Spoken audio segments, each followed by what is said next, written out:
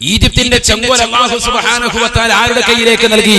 പൊട്ടക്കിണറ്റിലേക്ക് തന്റെ പ്രിയപ്പെട്ട സഹോദരങ്ങൾ മുഴുവനും നിമിത്തം വലിച്ചെറിയപ്പെട്ടതാകുന്ന യൂസുഫ് നബി അലൈഹിസ്സലാത്തു വസ്സലാമിന്റെ കൈകളിലേക്ക് ഇപ്പോ ആ ചെങ്കോൽ കയ്യിൽ പിടിച്ചുകൊണ്ട് യൂസുഫ് നബി അലൈഹിസ്സലാം എനിക്ക് നൽകേണ്ടത് ഈ ദുനിയാവിലും ആഖിറത്തിലും നീയാണ് എനിക്ക് സഹായിയായിട്ടുള്ളത്. പൊട്ടക്കിണറ്റിലേക്ക് എന്റെ സഹോദരങ്ങൾ വലിച്ചെറിഞ്ഞപ്പോ ജിബ്രീലിനെ പറഞ്ഞയച്ചുകൊണ്ട് സഹായിച്ചതാകുന്ന അല്ലാഹ് എനിക്കാകെ സഹായിയായിട്ട് നീയാണുള്ളത്. ഞാൻ ചെയ്യാത്തതാകുന്ന കാര്യം എന്നിൽ അമതിച്ചേൽപ്പിച്ചുകൊണ്ട് ജയിലിലേക്ക് എന്നെ അടച്ചപ്പോഴും എനിക്ക് സഹായിയായുള്ളത് നീ മാത്രമാണ് അല്ലാഹ്. അവസാനം എന്നെ ഈജിപ്തിന്റെ ഭരണാധികാരി സിരാ കേന്ദ്രത്തിലേക്ക് ഈജിപ്തിന്റെ ചെങ്കോല് കൈകളിലേക്ക് എത്തുന്ന നിലയിലേക്ക് എന്നെ നീ എത്തിച്ചല്ലോ പടച്ചറബേ. എനിക്കൊന്നു മാത്രമാണ് നിന്നോട് ചോദിക്കാനുള്ളത്. തവഫനി മുസ്ലിമാ, എന്നെ മുസ്ലിമായ മുഅ്മിനായി ഈമാനുള്ളവനായി ആഖിബത്ത് നന്നായി മരിപ്പിക്കണേ അല്ലാഹ്. വിശ്രമം ചെയ്യുന്നതാകുന്ന ഔലിയാക്കളില്ലയോ, അമ്പിയാക്കളില്ലയോ, മഹത്തുക്കളില്ലയോ, സജ്ജനങ്ങളില്ലയോ, സാലിഹീങ്ങളില്ലയോ, സാലിഹാത്തുകളില്ലയോ, അവരോടൊപ്പം എന്നെ നീ ചേർക്കണേ അല്ലാഹ്, എന്നെ നീ ചേർക്കണേ അല്ലാഹ്. ഇതാണ് യൂസുഫ് നബി അലൈഹിസ്സലാമിന്റെ ദുആ. ഇതാണ് ദുആ. ഇതായിരിക്കണം നമ്മുടെ ദുആ. സയ്യിദുനാ റസൂലുള്ളാഹി സ്വല്ലല്ലാഹു അലൈഹി വസല്ലം തങ്ങൾ ഈ ദുആ നമ്മളെ പഠിപ്പിച്ചു. ഇതൊക്കെ 5 നേരം ബഹുമാന്യരായ മൂസ ഉസ്താദ് അടക്കമുള്ള ഉലമാക്കൾ നമസ്കാര ശേഷം ദുആ ഇറക്കുമ്പോൾ നമ്മുടെ മക്കൾ ആമീൻ പിടിക്കുന്നില്ല.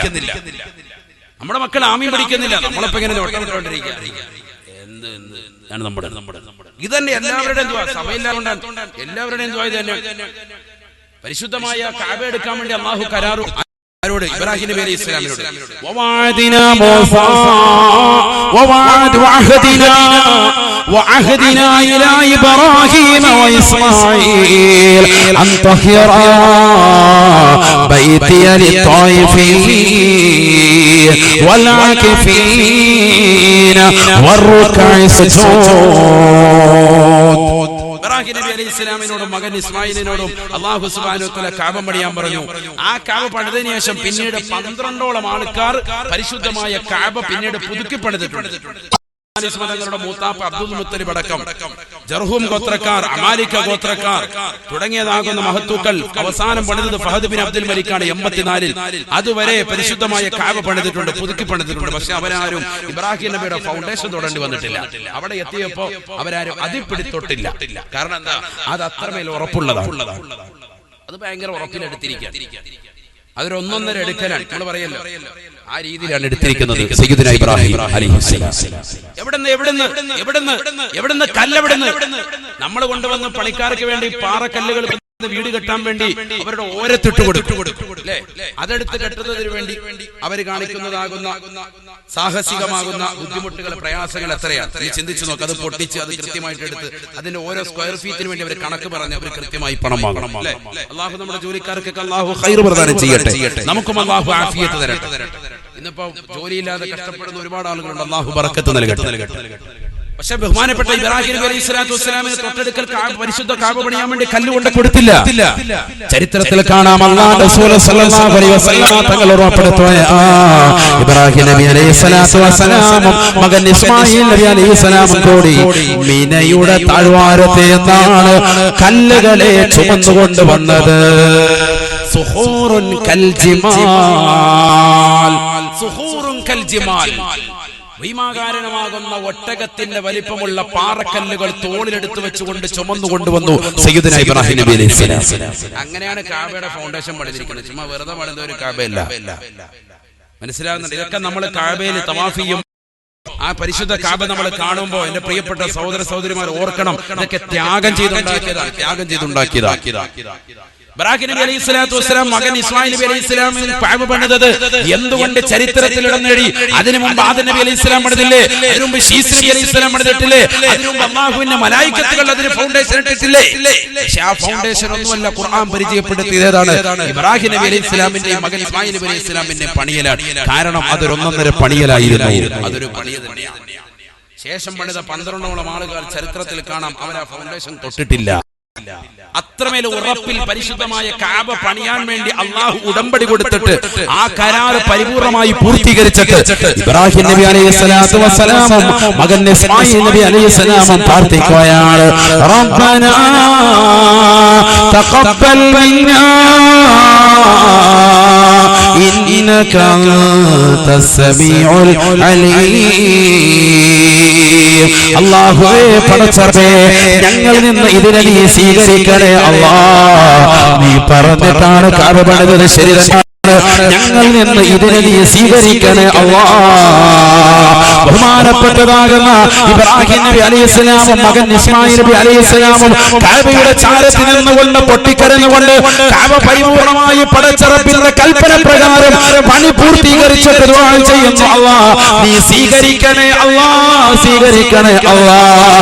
ഇത് പറഞ്ഞിട്ട് അവർ ദുആ ഇറക്കുകയാണ്, അല്ലാഹുവേ അല്ലാഹ് ഈ കഅബ പണിതതിന് മിനയുടെ താഴ്വാരത്തിൽ നിന്ന് ഒട്ടകത്തിന്റെ വലിപ്പമുള്ള പാറക്കല്ലുകൾ തോളിൽ ഈ പരിശുദ്ധമാകുന്ന കാപനങ്ങൾ പെടുന്നതിന് നീ ഞങ്ങൾക്ക് കൂലി നൽകണ്ട റബ്ബേ, കൂലി നൽകണ്ട അല്ലാഹ്. ഞങ്ങൾക്ക് നിന്നോട് ചോദിക്കാനുള്ളത് ഒന്ന് മാത്രമാണ്, ഒന്ന് മാത്രമാണ്. റബ്ബനാ വജഅൽനാ മുസ്ലിമീന ലക വമിൻ ദുർരിയതിനാ ومن ذريتنا أمة مسلمة لك وأرنا مناسكنا وتب علينا إنك أنت التواب الرحيم. അല്ലാഹുവേ പടച്ചറബേ, ഞങ്ങൾ ചെയ്തു പോയ പാപങ്ങൾ നീ പൊറുക്കണേ അല്ലാഹ്. ഞങ്ങൾക്ക് തൗബ ചെയ്യണേ അല്ലാഹ്. ഞങ്ങളുടെ തൗബയെ നീ സ്വീകരിക്കണേ അല്ലാഹ്. മാത്രമല്ല റബ്ബനാ വജഅൽനാ മുസ്ലിമൈന ലക, എന്നെയും എന്റെ മകനെയും നിനക്ക് വഴിപ്പെട്ടതാകുന്ന മുഅ്മിനീങ്ങളിൽ മുഅ്മിനാത്തുകളിൽ നീ ഉൾപ്പെടുത്തണേ അല്ലാഹ്, നീ ഉൾപ്പെടുത്തണേ. ومن ذريتنا أمة مسلمة لك, നിനക്ക് വഴിപ്പെട്ട സമുദായമായി എന്റെ മക്കളെയും സന്താന പരമ്പരയും നീ ഉൾപ്പെടുത്തണേ അല്ലാഹ്. ആഖിബത്ത് നന്നാക്കണേ അല്ലാഹ്. എന്തൊരു ദുആണ്, ചിന്തിച്ചു. ഇതൊക്കെ ഖുർആൻ പറയാൻ സൂറത്തുൽ ബഖറ അല്ലാഹു ഓർമ്മപ്പെടുത്താം.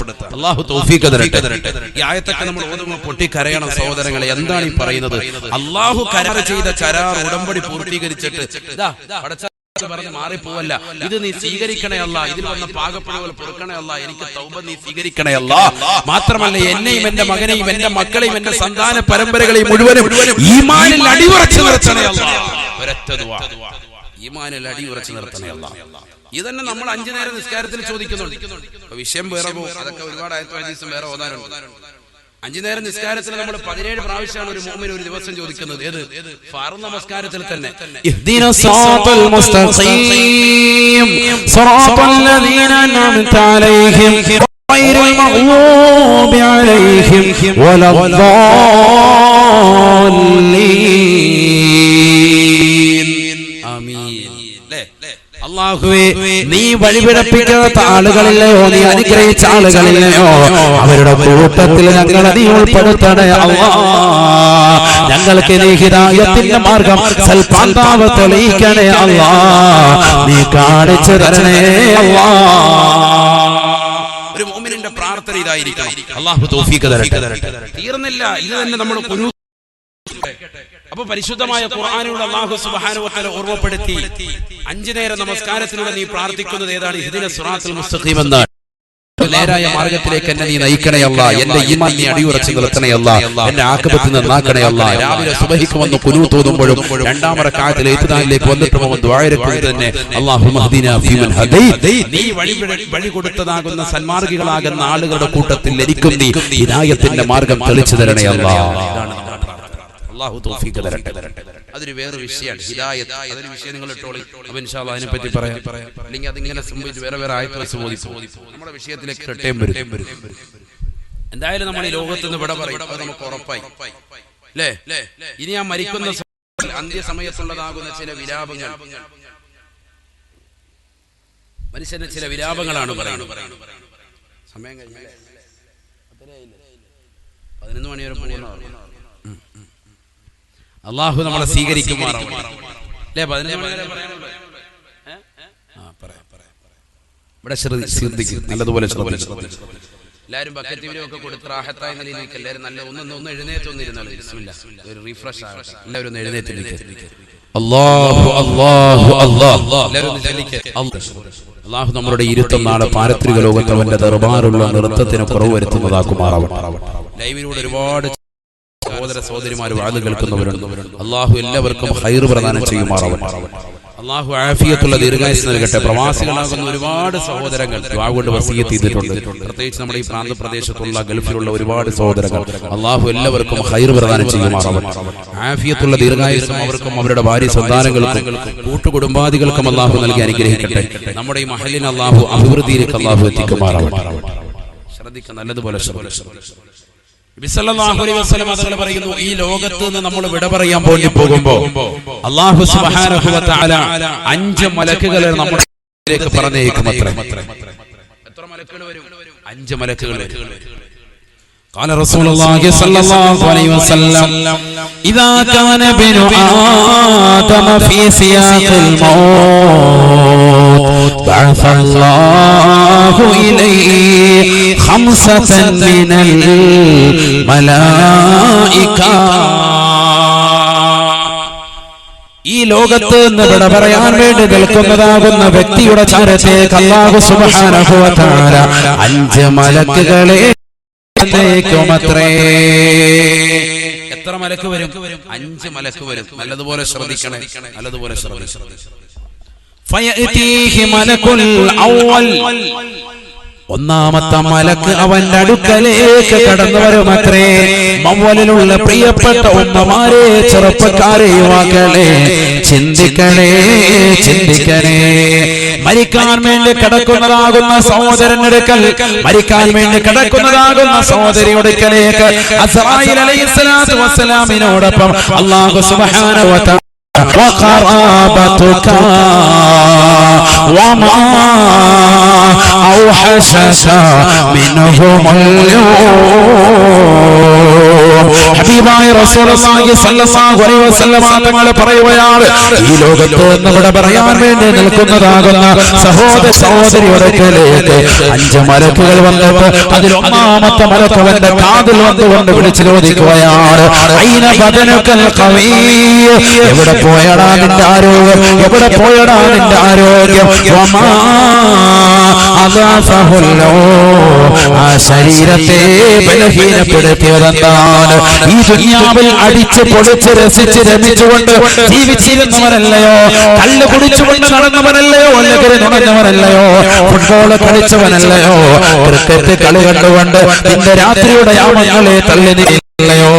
ഇന്ത്യൻ ക്രിക്കറ്റ് ടീമിന്റെയും വെസ്റ്റ് ഇൻഡീസിന്റെയും ന്യൂസിലാൻഡിന്റെയും കളികൾ കണ്ടുകൊണ്ട് സമയങ്ങളെ രാത്രിയുടെ യാമങ്ങൾ തള്ളി നീക്കിയവനല്ലയോ? കളി തമാശകൾ ഏർപ്പെട്ടുകൊണ്ട് നടന്നവനല്ലയോ? സിസ്പാക്കിന്റെ യുവാവല്ലയോ? ചെറുപ്പക്കാരനല്ലയോ? രാവിലെ സുബഹിയുടെ ബാങ്ക് അലാറമാക്കി വെച്ചുകൊണ്ട് കിലോമീറ്ററുകളോളം നടന്നുകൊണ്ട് ശരീരത്തിന്റെ കൊളസ്ട്രോൾ കുറച്ചതാകുന്ന ഉമ്മമാരല്ലയോ? ചെറുപ്പക്കാരികളല്ലയോ? നിന്റെ ശരീരത്തിന് എന്ത് പറ്റിയടാ? നിന്റെ ശരീരത്തിന് എന്ത്? നിന്റെ കൈകാലുകൾ എന്തുകൊണ്ടാണ് ചലിപ്പിക്കാൻ കഴിയാത്തത്? ദുനിയാവിൽ നല്ല ആരോഗ്യമുള്ളവനായിരുന്നല്ലോ, നല്ല ഭക്ഷണം കഴിച്ചിരുന്നവനല്ലയോ, നല്ല കുടിനീര് കുടിച്ചിരുന്നവനല്ലയോ, എല്ലാ ദിവസവും നല്ല ഭക്ഷണ പദാർത്ഥങ്ങൾ ഊട്ടിയിരുന്നവനല്ലയോ, നല്ല ജീവിതം നയിച്ചവനല്ലയോ, സമ്പത്തിന്റെ ഉത്തമമാകുന്ന സോപാനത്തിൽ വിരാജിച്ചിരുന്നവനല്ലയോ? അല്ലയോ? ഒരുപാട് പ്രോട്ടീനുള്ള ആഹാരങ്ങൾ കഴിച്ച മനുഷ്യ, പ്രോട്ടീനുള്ള ആഹാരങ്ങൾ കഴിച്ച പെണ്ണേ, നിന്റെ ശരീരത്തെ ബലഹീനപ്പെടുത്തിയതെന്താ? നിന്റെ ശരീരത്തെ എന്ത് ബലഹീനപ്പെടുത്തി?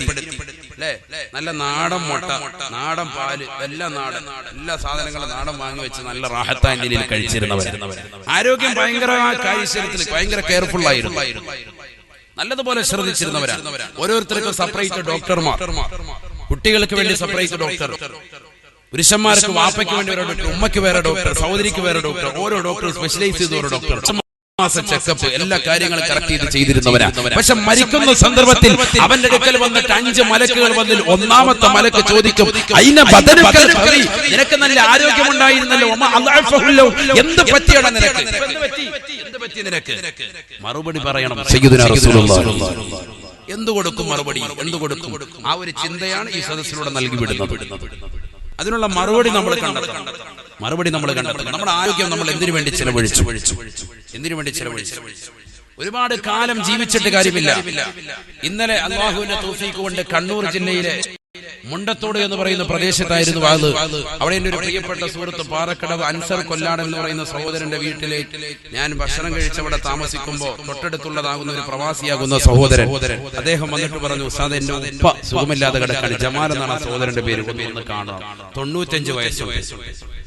95 വയസ്സുണ്ട്. ഉസ്താദിനെ അറിയാൻ, കാണുമ്പോൾ പരിചയമുണ്ടെന്ന് പറഞ്ഞു. ഞാൻ ചെന്ന് കണ്ടപ്പോൾ എനിക്ക് ഓർമ്മ വന്നു, 4 കൊല്ലം മുമ്പ് അതേ നാട്ടിൽ ഉമ്മത്തൂര് പള്ളിയിൽ അദ്ദേഹം വടി കുത്തിപ്പിടിച്ചുകൊണ്ട് നമസ്കരിക്കാൻ വരുന്നത് ഞാൻ എന്റെ കണ്ണുകൊണ്ട് കണ്ടിട്ട് അന്ന് ഞാൻ അവിടെ പ്രഭാഷണത്തിൽ പറഞ്ഞത്, ഇത്രയും പ്രായമുള്ള ആളുകൾ പള്ളിയിലേക്ക് അള്ളാഹുവിന്റെ തൗഫീഖോടുകൂടി കടന്നു വരുന്നുണ്ടല്ലോ, വടി കുത്തിപ്പിടിച്ചുകൊണ്ട് വരുന്നുണ്ടല്ലോ എന്ന് ഞാൻ അന്ന് ഓർമ്മപ്പെടുത്തിയതാണ്. സുഖമില്ലാതെ കടപ്പിലായി, അള്ളാഹു അദ്ദേഹത്തിന് ആഫിയത്ത് കൊടുക്കട്ടെ.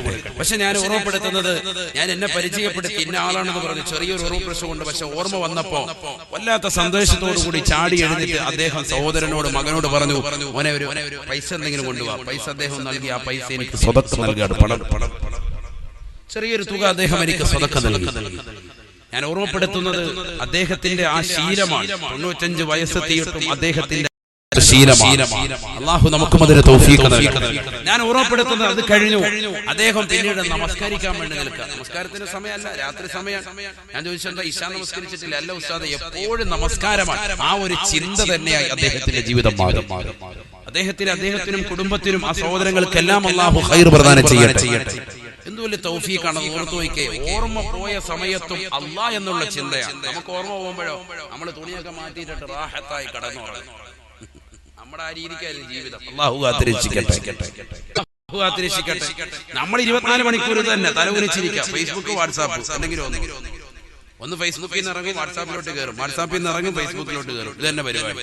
അങ്ങോട്ടിറങ്ങി 2 കമന്റ് ഇടുക, ഇങ്ങോട്ടിറങ്ങി 3 ട്രോൾ ഇടുക. ഇത് തന്നെ നമ്മുടെ പരിപാടി. എനിക്കും ഉണ്ടായിരുന്നല്ലോ ട്രോള്. ഈ വാതിൽ തന്നെ എത്ര ട്രോളായിരുന്നു. കണ്ടില്ലേ? കണ്ടിട്ടില്ലേ? കൊള്ളാം. ആരും കാണാത്തവർ, നിങ്ങൾ മാത്രം കണ്ടില്ല, ലോകം മുഴുവൻ കണ്ടിട്ടില്ലേ? അതിനകത്ത് തന്നെ തെറ്റുണ്ട്. പേരെഴുതിയ തന്നെ തെറ്റുണ്ട്. ചിലര് പേരാണ് തെറ്റ് എന്ന് കരുതിയിട്ട് അതിൽ തോണ്ടി പിടിച്ചവരുണ്ട്. കുമ്മരൻ നിസാമുദ്ദീൻ അൽ ബാക്കവി എന്ന് എഴുതിയത് സംഘാടകരാണ്, അവർക്ക് തെറ്റുപറ്റിയാണ്. ഞാൻ എന്റെ ഓർമ്മ ശരിയാണെങ്കിൽ 4 കൊല്ലം മുമ്പ് അപ്പുറത്തെ പള്ളി പരിപാടിക്ക് വന്നപ്പോ ആ നോട്ടീസ് എടുത്തങ്ങ് എഴുതിയത് അന്ന് അവിടെ സത്യത്തിൽ അങ്ങനെ വന്നതാണ്. അന്ന് ഞാൻ സൂചിപ്പിച്ചായിരുന്നു, പക്ഷെ വിട്ടുപോയതാണ് സംഘാടകർ. അവരെയും കുറ്റം പറഞ്ഞിട്ട് കാര്യമില്ല. നിസാമുദ്ദീൻ ബാക്കവി വരുന്നത് എനിക്കില്ല, എനിക്ക് അസീരിയും കാശ്മീരും 2 ബിരുദവും. അപ്പൊ ചിലര് പറഞ്ഞു, ആ മൂലര് കണ്ടോ, അപ്പൊ ഓരോ ബിരുദം അങ്ങനെ ചുമ്മാ അങ്ങോട്ട് എഴുതി വിടുകയാണ് ബാക്കവി. നമ്മൾ എഴുതി വിട്ടൊന്നും അല്ല. അങ്ങനെയാണെങ്കിൽ ഞാൻ തിരുവനന്തപുരം എന്ന് എഴുതും. എന്റെ നാട് തിരുവനന്തപുരം അല്ലല്ലോ, കോട്ടയത്താണ് കുമ്മനം എന്നുള്ള സ്ഥലം. ഞാൻ എഴുതിയല്ല, അത് 2 സംഘാടകരുടെ വക സ്പെഷ്യൽ തന്നതാണ്, പുതിയ ഡെഡിക്കേറ്റഡ്. നമ്മൾ എഴുതിയതല്ല. അപ്പൊ ചിലര് അതാണ് മനസ്സിലാക്കി. റൗണ്ടിലിട്ടപ്പോ ചിലര് എഴുതിയതാണ് സാമുദ്ദീൻ ബാക്കവി എന്ന് എഴുതിയതാണ് സംഭവം. അതാണ് തെറ്റെന്ന് പറഞ്ഞത്. ഇപ്പൊ ഒരു ബാക്കവി എന്ന് മൂപ്പര് എഴുതി ചേർത്തു, നമ്മളെഴുതി ചേർത്തതല്ല. മനസ്സിലായി.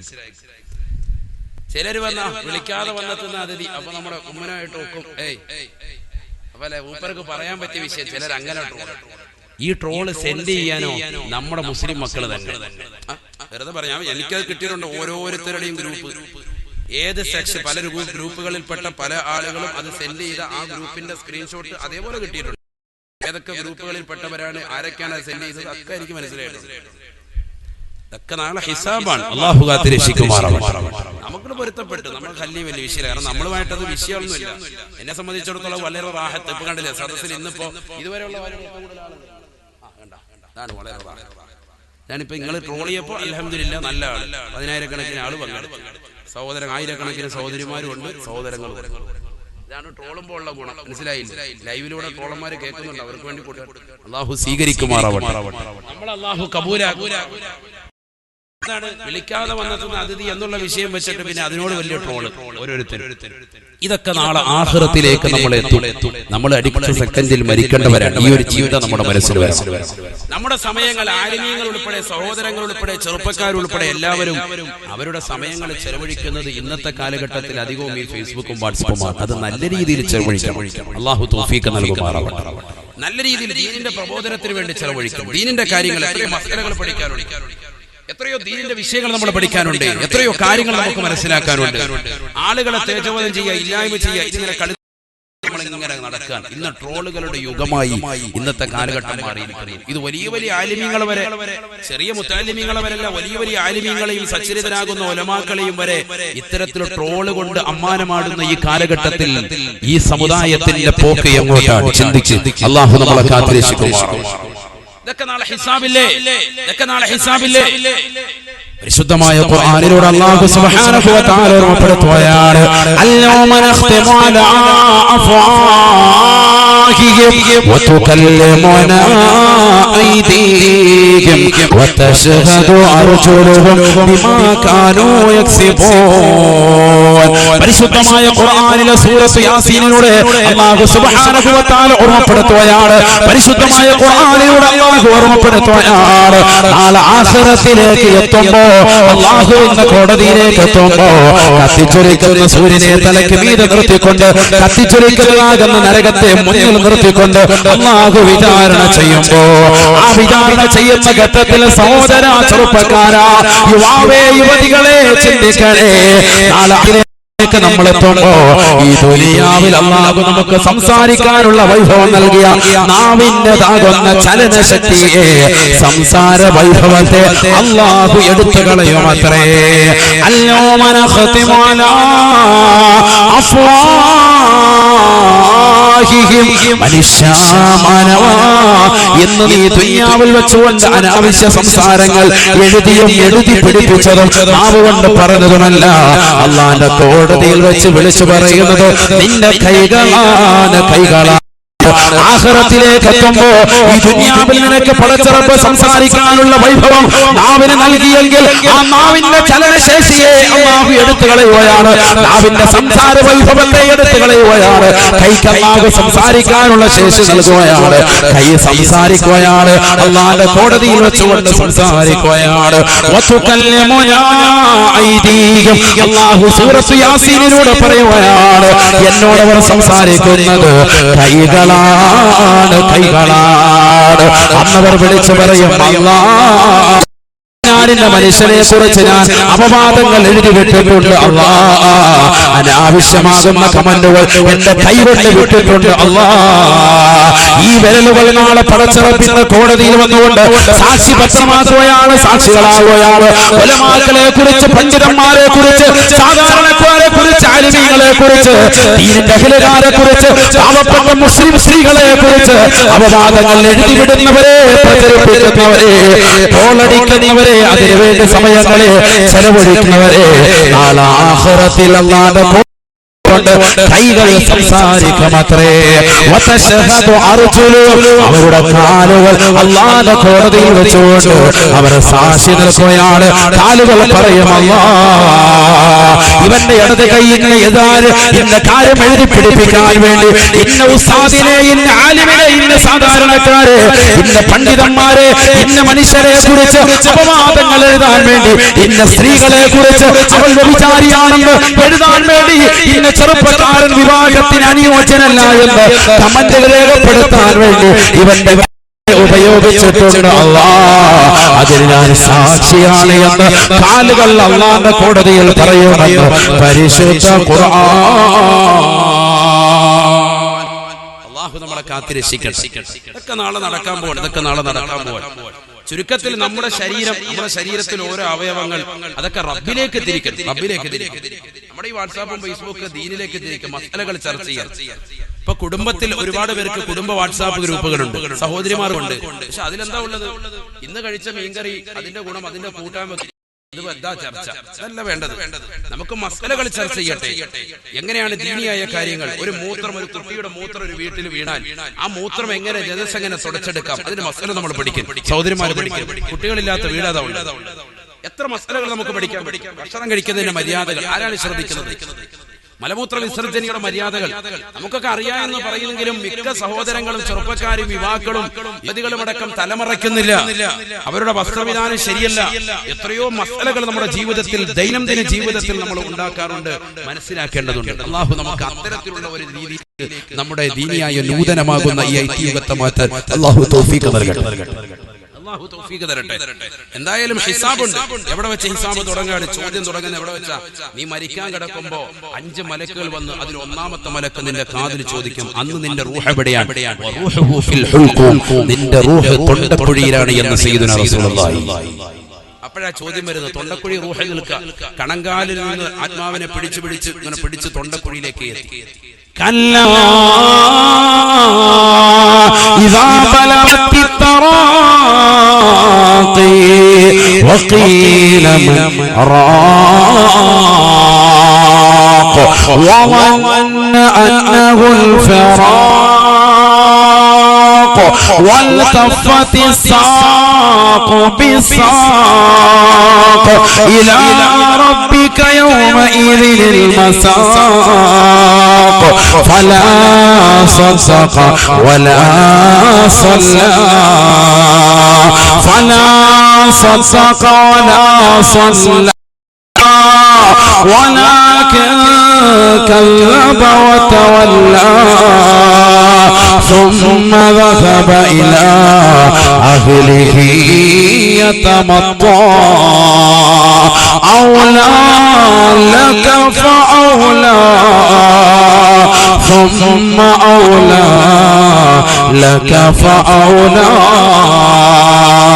ഹബീബായ റസൂലുള്ളാഹി സ്വല്ലല്ലാഹു അലൈഹി വസല്ലം തങ്ങൾ പരിശുദ്ധമായ ഖുർആനിൽ ഓർമ്മപ്പെടുത്തുകയാണ്, ഈ ദുനിയാവിൽ കളിച്ച് രസിച്ച് ജീവിച്ചതാകുന്ന മനുഷ്യൻ അവസാനം ഈ ലോകത്ത് എന്ന് വിട പറയുമ്പോ അവന്റെ തൊണ്ടക്കുഴിയിലേക്ക് ആത്മാവത്ത് നിൽക്കുമ്പോ അവൻ വിളിച്ചു പറയുകയാണ്,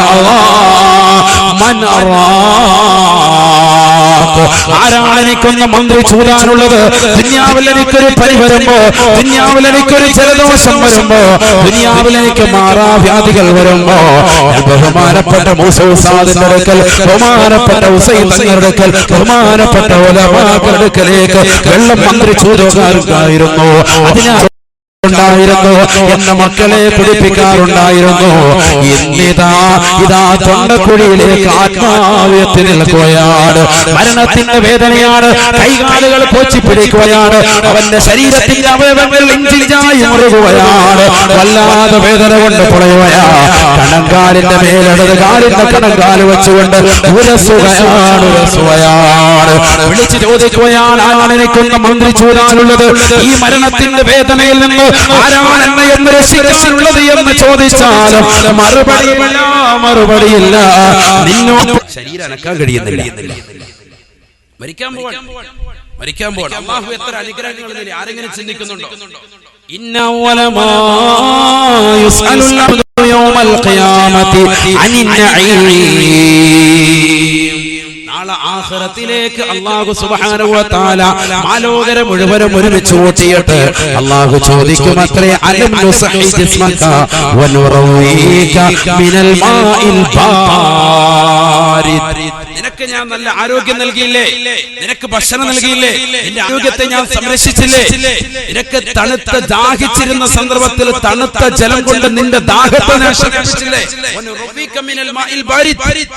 എന്തുകൊണ്ട് നീ എനിക്ക് അനുഗ്രഹങ്ങൾ ചൊരിഞ്ഞില്ല? നിനക്ക് നന്ദി പ്രകാശിപ്പിച്ചില്ല, ശുക്ർ നീ ചെയ്തില്ല.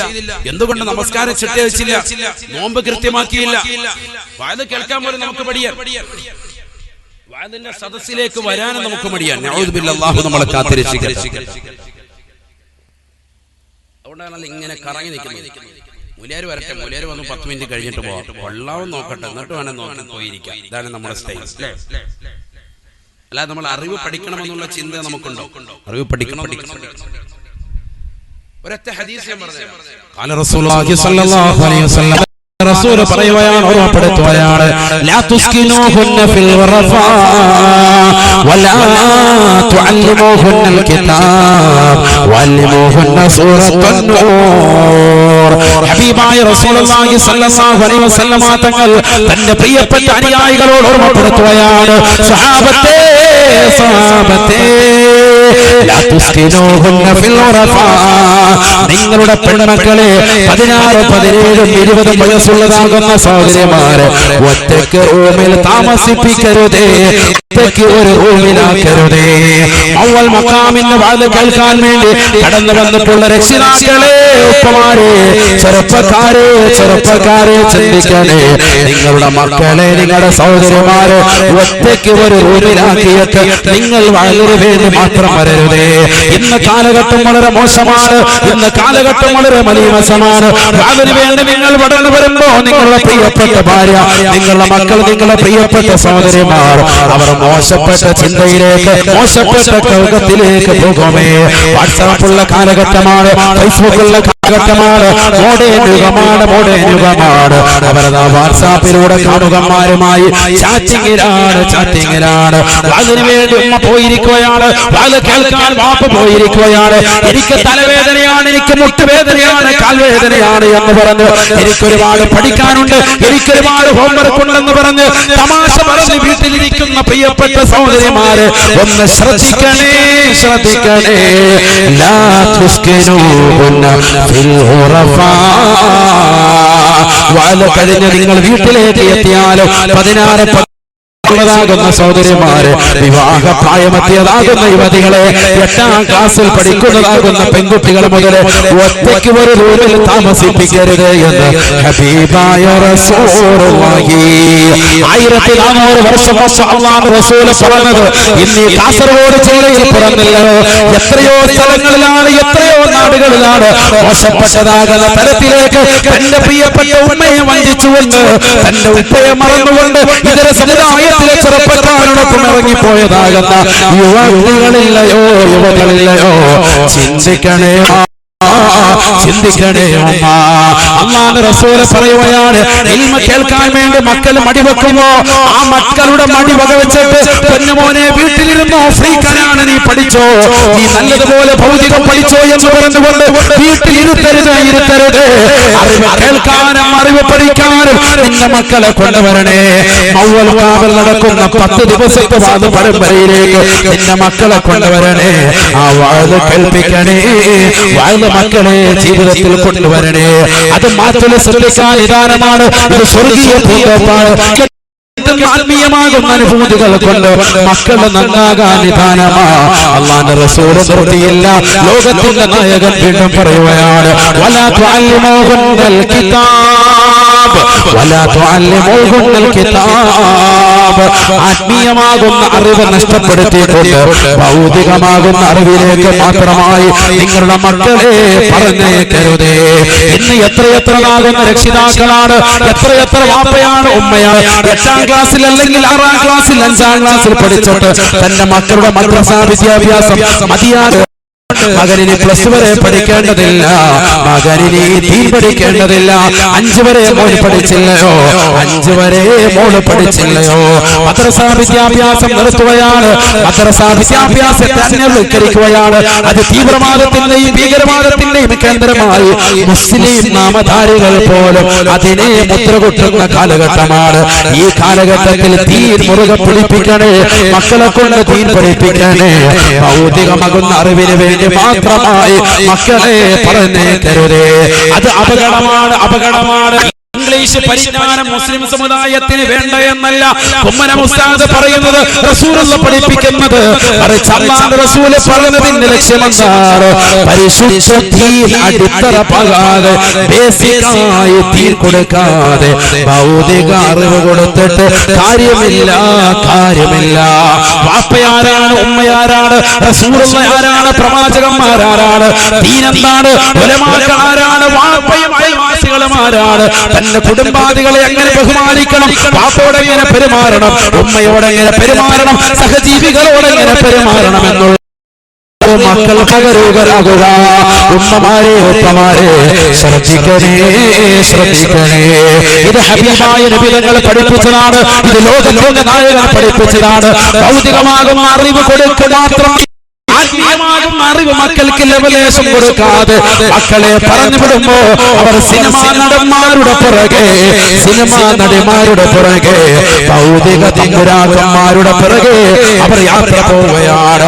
അവർക്ക് ആലിമീങ്ങളെ വേണ്ട, അവർക്ക് സമസ്തയുടെ ഉലമാക്കളെ വേണ്ട, അവർക്ക് പണ്ഡിതന്മാരെ ആദരിക്കൽ വേണ്ട, അവർക്ക് നാട്ടിലുള്ള ഖാദിയാര് വേണ്ട, നാട്ടിലുള്ള മുത്തഅല്ലിമീങ്ങളെ വേണ്ട, അവർക്ക് നാട്ടിലുള്ള സജ്ജനങ്ങളുടെ സൽപ്രവർത്തനങ്ങൾ വേണ്ട. അവർ മൗലിലെ മഖാമിന്റെ ഉറൂസിന്റെ പരിസരത്തേക്ക് വരുകയില്ല. അവർ ബിദ്അത്തിന്റെ പ്രവർത്തനമാണ്, അവർ പുത്തൻ പ്രസ്ഥാനത്തിന്റെ പ്രവർത്തനമാണ്. അവർ ഈ സമൂഹത്തിൽ ഭീഷണിയാണ്, ഭീഷണിയാണ്. ഈ സമൂഹത്തിലെ മോശപ്പെട്ട മക്കളാണ്. നഊദു ബില്ലാഹ്. ഹബീബായ റസൂലുള്ളാഹി സ്വല്ലല്ലാഹു അലൈഹി വസല്ലം തങ്ങൾ തന്റെ പ്രിയപ്പെട്ട അനുയായികളോട് വീണ്ടും ഓർമ്മപ്പെടുത്തുകയാണ്. കാസർഗോഡുള്ള ഉമ്മമാരെ, ആയിരക്കണക്കിന് പ്രിയപ്പെട്ട വിശ്വാസികളെ, മൗവലിലുള്ള പ്രിയപ്പെട്ട ഇത് റസൂലുള്ളാഹിയുടെ വചനമാണ്, റസൂലുള്ളാഹിയുടെ ആജ്ഞയാണ്. വഅല്ലിമൂഹുന്ന സൂറത്തൻ നൂർ. ഇത് പഠിപ്പിക്കാൻ റസൂലുള്ള ഇന്ന് നമുക്കില്ല. ഇത് പഠിപ്പിക്കാൻ റസൂലുള്ളാഹിയുടെ അനന്തരാവകാശികൾ ഉലമാക്കളാണ്, പണ്ഡിതന്മാരാണ്. അവരെ പഠിപ്പിക്കുന്നത് കാത് ചേർത്ത് വെച്ച്, അവരെ പഠിപ്പിക്കുന്നത് ഹൃദയം ശ്രദ്ധിച്ചു വെച്ചുകൊണ്ട് ഒന്ന് ഹൃദയത്തിലേക്ക് കൊണ്ടുവരണേ. മക്കളെ നന്നാക്കണേ, നന്നാക്കണേ. അല്ലാഹുവിന്റെ റസൂൽ പറയുകയാണ്, സ്ത്രീകൾക്ക് നിങ്ങൾ സൂറത്തുൻ നൂർ പഠിപ്പിക്കണേ, പരിശുദ്ധ ഖുർആൻ മുഴുവൻ പഠിപ്പിക്കണേ. വഅല്ലിമൂഹുന്ന സൂറത്തൻ നൂർ. പ്രത്യേക സ്ത്രീകളെ സൂറത്തുൻ നൂർ പഠിപ്പിക്കണേ എന്ന് റസൂലുള്ളാഹി. അല്ലാഹു തൗഫീഖ് തരട്ടെ. നമ്മൾ എവിടെ ഖുർആൻ ഓതുന്നത്? ഖുർആൻ എവിടെ പഠിക്കുന്നത്? ഖുർആൻ പഠിച്ച മക്കളെ അല്ലേ? നമുക്കിവിടെ 8ാം ക്ലാസ് വരെ മദ്രസ അല്ലേ? 8ാം ക്ലാസ് വരെ മദ്രസ പഠിച്ച കുട്ടികൾ വീട്ടിൽ വന്ന് യാസീൻ ഓതുന്നുണ്ടോ? ഇന്നത്തെ ദിവസം ഓതിയിട്ടുണ്ടോ? നിലത്തേക്ക് പോട്ടെ. അല്ലാഹു തൗഫീഖ് തരട്ടെ.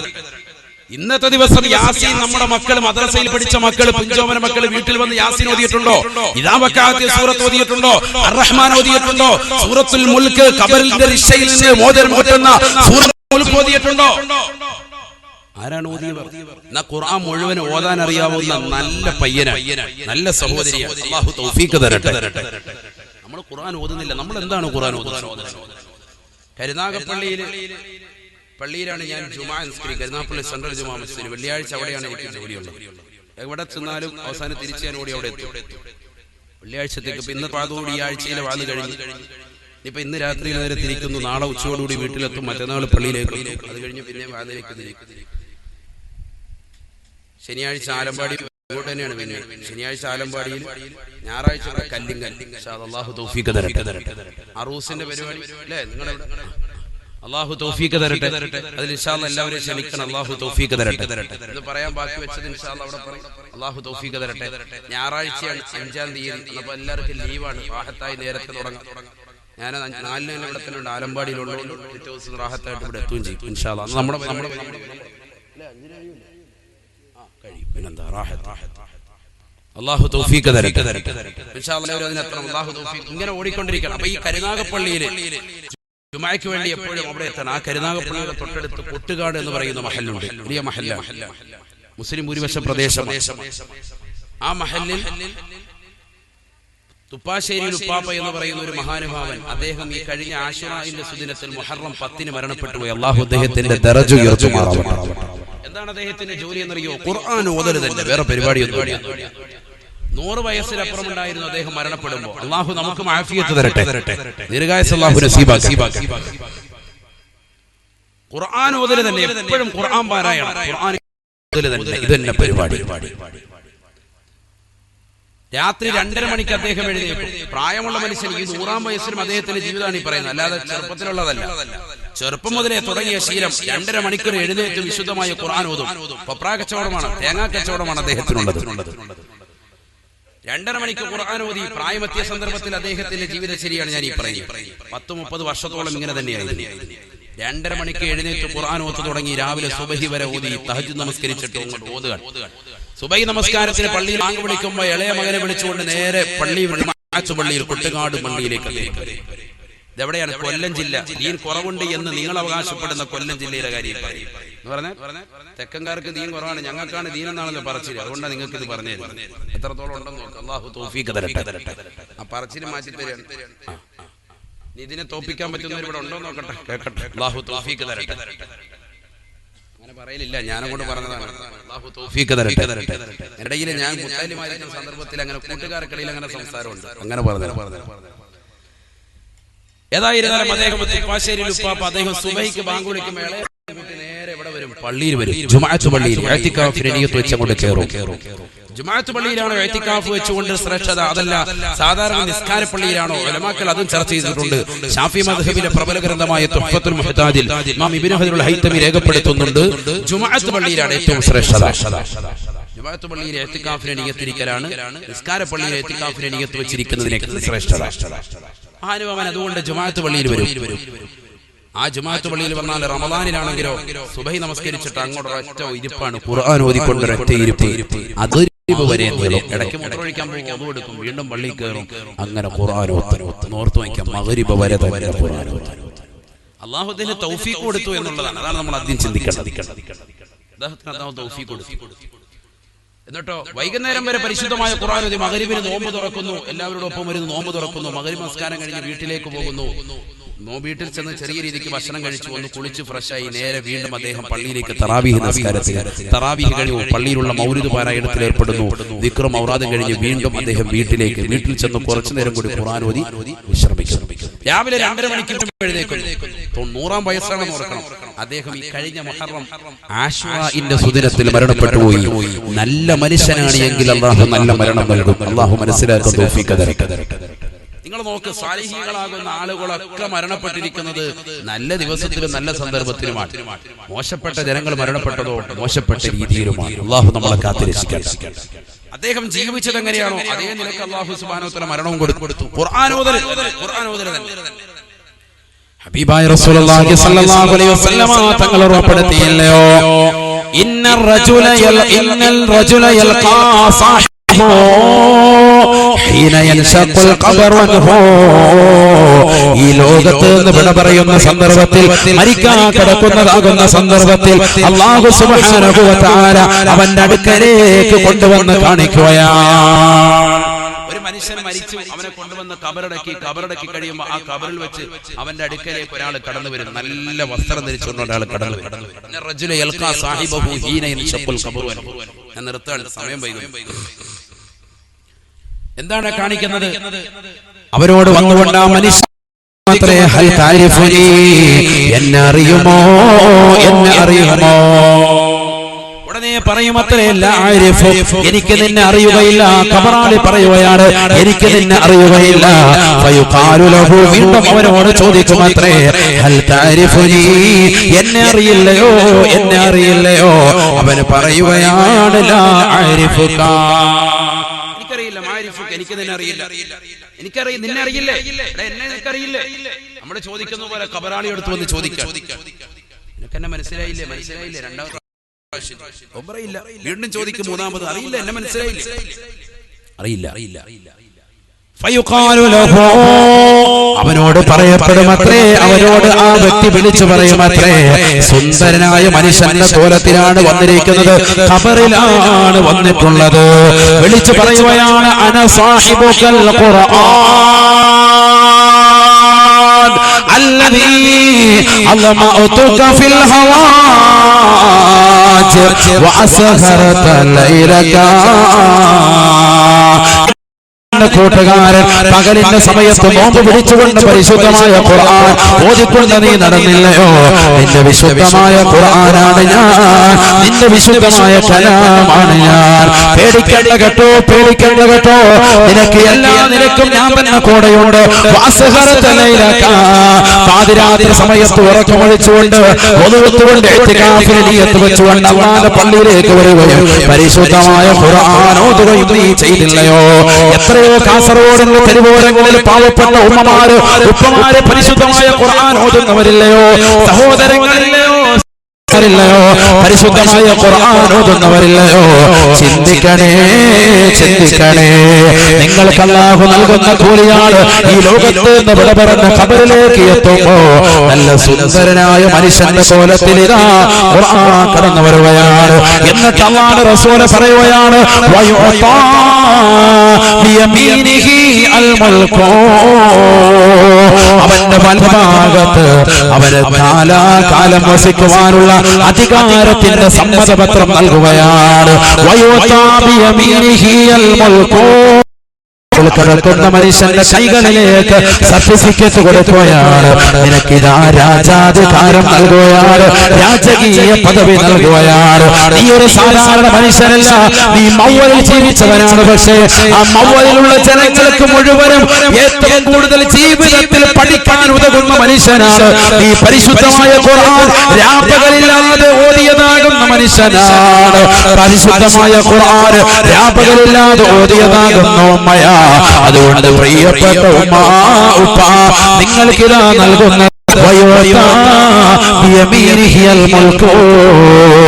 ഈ ഖബറിൽ നിങ്ങൾക്ക് രാജാധികാരം നൽകുകയാണ്. ഇടതുഭാഗത്തിതാ ശാശ്വതത്വം രേഖപ്പെടുത്തുകയാണ്.